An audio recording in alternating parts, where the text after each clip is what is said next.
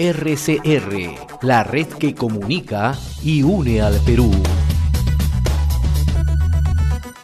Vamos a establecer contacto con el cardenal Pedro Barreto, arzobispo metropolitano de Huancayo. Como siempre, le agradecemos la gentileza, la cordialidad que tiene con RCR, Red de Comunicación Regional. Cardenal, qué gusto saludarlo. Un abrazo a la distancia. ¿Cómo está usted? ¿Cómo está? Muy buenas tardes. Mucho gusto, José. Estoy disponible pues para el diálogo de dos temas importantes, ¿no? La iniciativa pastoral Resucita Perú Ahora y también todo lo relacionado al cuidado de la vida y del medio ambiente con el convenio de Escazú. En efecto, comencemos por el tema de la campaña Resucita Perú Ahora, ¿no? Que además tiene un impacto bastante positivo, ¿no? A la luz de los resultados que estamos observando, ¿no? Las propias instituciones o entidades que están a cargo justamente del COVID-19 dan a conocer que hay un descenso, ¿no? En tanto en los casos de contagio, casos de fallecimiento, ¿no? ¿Cómo es que se está trabajando? Esto es muy importante mirarlo, cardenal, para que la población pueda ir tomando conciencia y sensibilizarse en la medida que siempre es necesario aglutinar esfuerzos, ¿no? Y en el caso de ustedes que han tenido la iniciativa, pero con el concurso de otras entidades, se está logrando lo que hasta hace poco parecía un poco difícil, ¿no? Bueno, recién estamos comenzando. Casualmente hoy día se cumple un mes del lanzamiento de esta iniciativa pastoral Resucita Perú Ahora. ¿Por qué decimos iniciativa? Porque es una iniciativa que ha partido del conjunto de obispos del Perú reunidos en asamblea plenaria y que constatamos dos cosas. Primero, que el Papa Francisco, el 17 de abril pasado, en una revista española, Vida Nueva, lanzó el plan para resucitar. Es decir, el Papa Francisco nos alienta a toda la sociedad humana que el protagonismo sea de la misma sociedad, lógicamente con la ayuda de Dios, para poder salir mucho mejores de lo que antes de la pandemia estamos. Y este salir mejor es un reto y un desafío.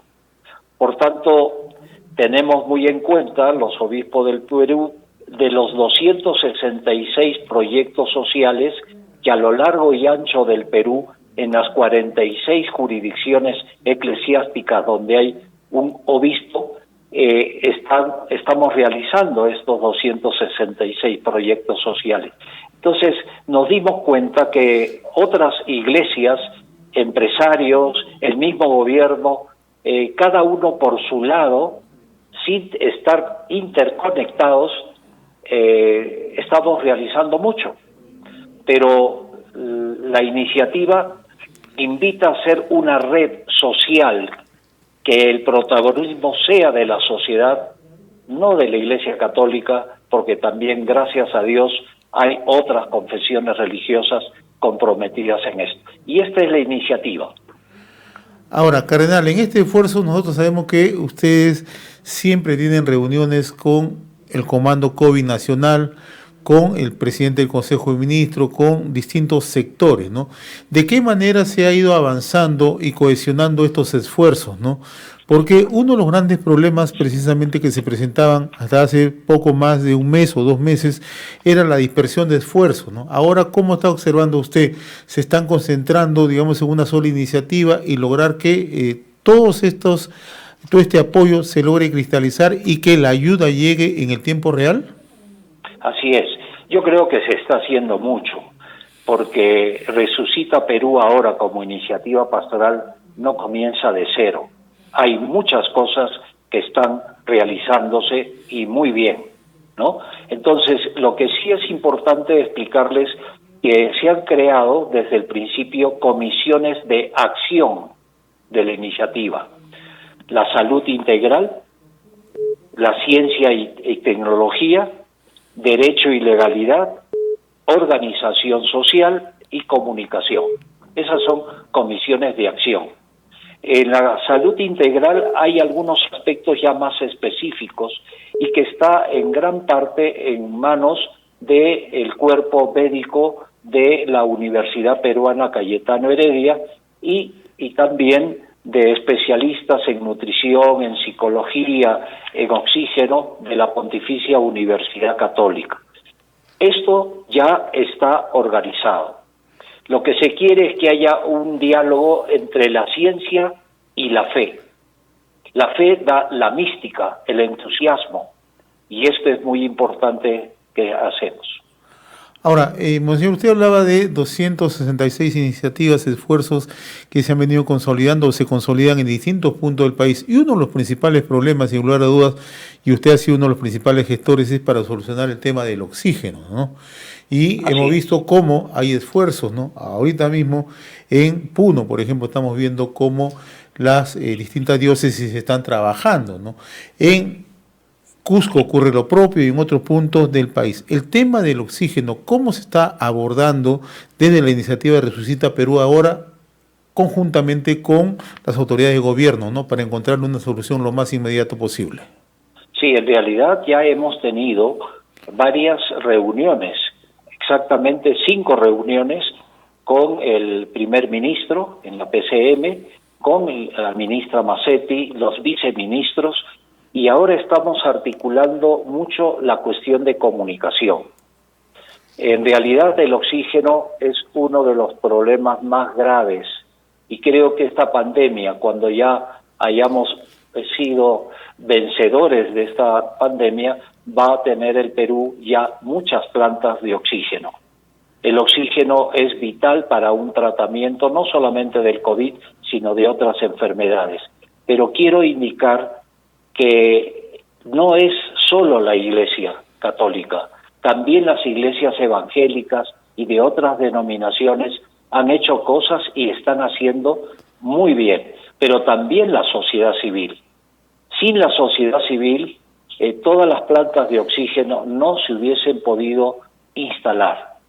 Esto nos dice claramente que ya hay una coordinación muy especial y con el gobierno central, que tenemos que ayudar porque tiene muy buena voluntad. Hay algunas dificultades y trabas burocráticas que se están superando mediante el diálogo. Creo que es el tiempo de la comunión, de la participación de todos, porque no se quiere, Resucita Perú ahora, solamente vencer el COVID como pandemia, sino vencer otras pandemias para hacer resurgir a un Perú nuevo y transformado, como también el proyecto especial del Bicentenario de la Independencia, estamos coordinando con ellos para poder hacer un solo cauce y que esta agua viva de esperanza, de alegría en medio de la pandemia surja con mucha fuerza.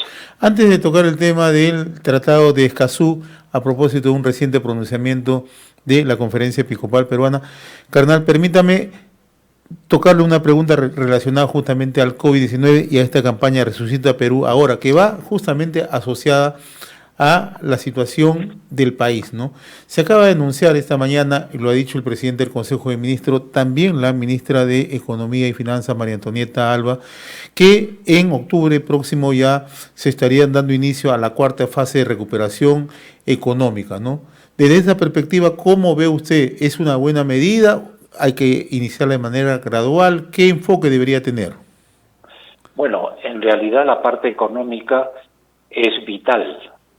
Sin dinero no se puede vivir, pero no podemos vivir solo para el dinero, ¿no? Y esta pandemia nos ha enseñado que podemos vivir con menos cosas que las que creíamos antes deberíamos tener. Yo en ese sentido no puedo hacer un comentario, pero creo que al tener una visión más complexiva de toda la problemática, yo creo que la reactivación económica tiene que darse en el conjunto que planteamos nosotros y que todos están entusiasmados de Resucita Perú ahora. Por tanto, hay que ir con mucho cuidado y mucha precaución porque mientras no haya vacuna, estamos amenazados del COVID-19. Ahora sí, permítame abordar el tema referido al acuerdo al Tratado de Escazú. La Conferencia Episcopal Peruana, a través de una misiva, ha hecho una exhortación al Congreso de la República a ratificar este acuerdo, ¿no? Y sobre todo enfatiza mucho por la defensa de la vida y los derechos de los pueblos indígenas. ¿Cuáles son los alcances de esta misiva y por qué debería, desde ese punto de vista, suscribirse el Acuerdo de Escazú, cardenal?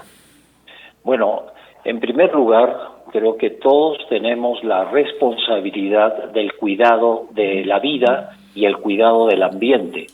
Aquí es muy importante tener en cuenta la encíclica Laudato Si, cuando habla del cuidado de nuestra casa común, donde Dios nos ha dado para todos, creyentes y no creyentes, gozamos de nuestra casa común que Dios nos ha dado, y por tanto tenemos que cuidarla. Y dentro de este mundo nuestro hay espacios que hay que cuidar de manera muy, muy especial. Me refiero, para nosotros los peruanos, juntamente con otros países, 8 países de América Latina, estamos participando del único bioma que hay un ecosistema vivo, que es la Amazonía.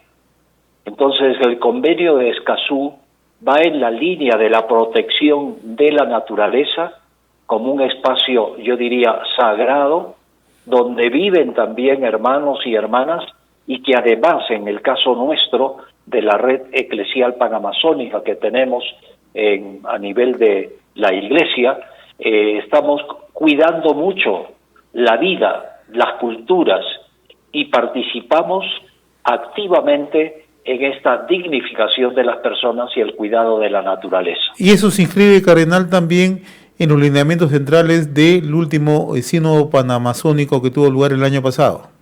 Sí, lógicamente, le agradezco la referencia porque, sin duda alguna, la Amazonía, que es parte de nuestra historia y de nuestra cultura, la cultura amazónica, y dentro de esa cultura amazónica hay pueblos indígenas con culturas propias, con lenguas propias, ¿no? Y por tanto, lo que tenemos que hacer muy, muy claramente es la defensa irrestricta de la vida y la defensa también irrestricta de los derechos también de la naturaleza, y ese es el punto que nosotros como obispos hemos apoyado este convenio de Escazú. Ahora, siendo un tratado y siendo ya a partir del tratado la posibilidad de una política de Estado, naturalmente hay algunas voces o algunas observancias sobre la decisión que se pueda tomar, cardenal, ¿no? Hay quienes sostienen que pone en riesgo justamente las decisiones del propio Estado en materia ambiental, ¿no? Y que esto puede generar la injerencia de organismos ajenos justamente a las decisiones del gobierno. ¿Cuál sería esta reflexión, ¿no? Porque esto lo hemos recogido nosotros en algunos referentes de opinión. En Loreto recientemente estuvo en Lima una delegación en el Congreso de la República, se reunió con el presidente del Consejo de Ministros, ¿no? Desde esa perspectiva, ¿cómo ustedes analizan estos puntos que difieren ciertamente de algunos de los que están en favor justamente de la suscripción del acuerdo? Claro, este es un tema político, pero al mismo tiempo es un tema humano, ¿no? Si entendemos la política como la búsqueda del bien común, entonces estamos realizando una política acorde a los derechos humanos fundamentales y a los derechos de respeto también de la naturaleza. Y por tanto, aquí el tema ya político de cada Estado, y este es un tema que lo hemos visto en el sínodo. El bioma es de la Amazonía es uno, un ecosistema vivo, no tiene fronteras y está comprendido en 9 países.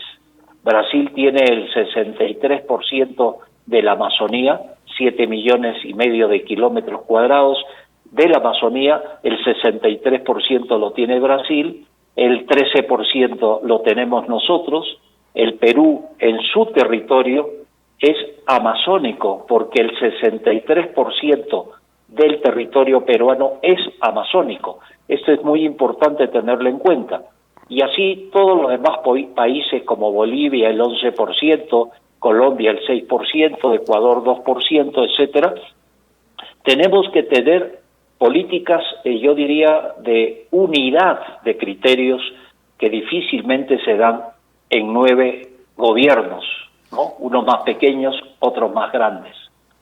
Y aquí quiero compartir con usted, José, una experiencia que me tocó vivir el año pasado.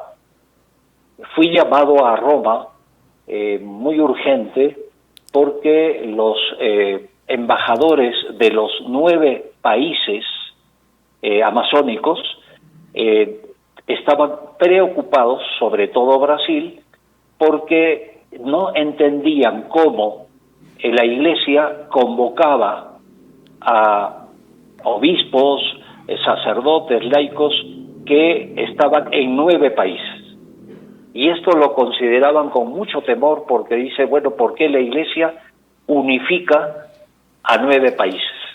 Y yo tuve que explicarle, porque así me lo pidieron, de decirles, nuestra misión no es eminentemente política, al contrario, queremos que la Amazonía sea respetada, porque así lo dice el Papa Francisco en Laudato Si, y aquí el Tratado de Escazú está en esa misma línea, nos asegura que en el conjunto del bioma no solamente nos vamos a ayudar a nosotros mismos, los 9 países, sino que vamos a ayudar a la humanidad. ¿Por qué? Porque la Amazonía es importante para la humanidad. Es un ecosistema que equilibra, ¿no?, el clima en el mundo. Ahora, sin lugar a dudas, este tratado genera posiciones, ¿no?, y algunos puntos de desencuentro, ¿no?, lo que es normal. Desde esta perspectiva, cardenal, el gobierno debió informar, debió tener un trabajo de mayor sensibilización hacia la opinión pública, considerando que el acuerdo se suscribió en el 2018 en Costa Rica. O sea, hubo tiempo suficiente para informar y evitar justamente estas posiciones de discordancia, estas posiciones de desentendimiento, o algunos dicen que no están totalmente informados. Bueno, en realidad también tenemos que tener en cuenta que en la práctica estamos más preocupados por la economía, ¿no?, que por la sobrevivencia en principios y valores que no debemos renunciar, ¿no? Por ejemplo, el cuidado de la vida, el cuidado de las culturas, el soñar, porque hay que soñar a pesar de las dificultades, de una vida social en armonía, en justicia, y que no haya intereses subalternos que afecten la vida de las personas y también afecten a la naturaleza. Me refiero, por ejemplo, a los intereses apetitosos, podríamos decir así, que despiertan los recursos naturales de la Amazonía. Entonces, el Tratado de Escazú es uno de los valores más grandes de respetar esto. Y ojalá que los estados acepten este tratado, porque en el fondo estamos cuidándolo a nosotros mismos como personas y también la naturaleza. Ahora, para finalizar, cardenal, yo le agradezco infinitamente los minutos que nos permite sobre esta conversación. La conferencia episcopal ha tenido oportunidad de conversar sobre este tema específico de Escazú con el presidente de la República, con el presidente del Consejo de Ministros, con el propio canciller López. ¿Han tenido ustedes posibilidad de brindarle los alcances de manera directa? No, ciertamente no hemos tenido esa oportunidad. Tal vez ha sido por toda esta problemática que vivimos de la pandemia, que nos ha puesto a todos muy nerviosos, pero al mismo tiempo muy solidarios. Pero el comunicado sí se le hizo llegar a las autoridades competentes para que vean nuestra posición como Iglesia en fidelidad también a las orientaciones del Papa Francisco en la encíclica Laudato Si. Cardenal Pedro Barreto, sumamente agradecido por esta comunicación con Enlace Regional RCR, Red de Comunicación Regional, y siempre es bueno una palabra final de reflexión, cardenal. Sí, bueno, esta situación que vivimos nos enseña varias cosas, que los problemas no se resuelven cada uno por su lado. La respuesta es la solidaridad de todos los actores sociales. Que Dios nos bendiga a cada uno de nosotros para abrir nuestro corazón y aportar lo mejor de nosotros mismos para que resucite el Perú ahora. Muy reconocido por la generosidad suya, Cardenal Pedro Barreto. Muy amable. A usted, José, y un gusto muy grande estar con ustedes. Gracias, muy amable. RCR, la red que comunica y une al Perú.